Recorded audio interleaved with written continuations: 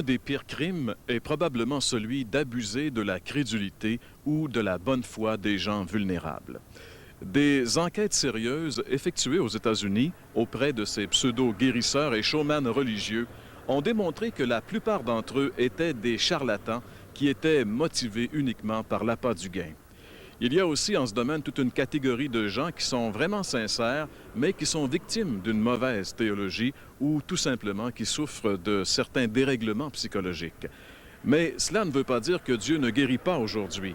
Dieu étant le même hier, aujourd'hui et éternellement, est encore le Tout-Puissant qui peut faire des miracles. Mais attention, j'ai parlé de Dieu, non pas de ses supposés intermédiaires. Dieu guérit encore aujourd'hui quand il lui plaît et qui il lui plaît, et il est assez grand pour le faire tout seul.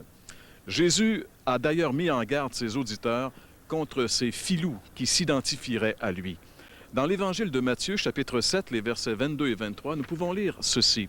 Jésus dit, « Plusieurs me diront en ce jour-là, Seigneur, Seigneur, n'avons-nous pas prophétisé par ton nom? N'avons-nous pas chassé des démons par ton nom? N'avons-nous pas fait des miracles par ton nom? Alors je le dirai ouvertement, je ne vous ai jamais connu. Retirez-vous de moi, vous qui commettez l'iniquité. » Voilà ce que Jésus pense de ces vedettes de la guérison. Et nous ferions mieux de penser comme lui.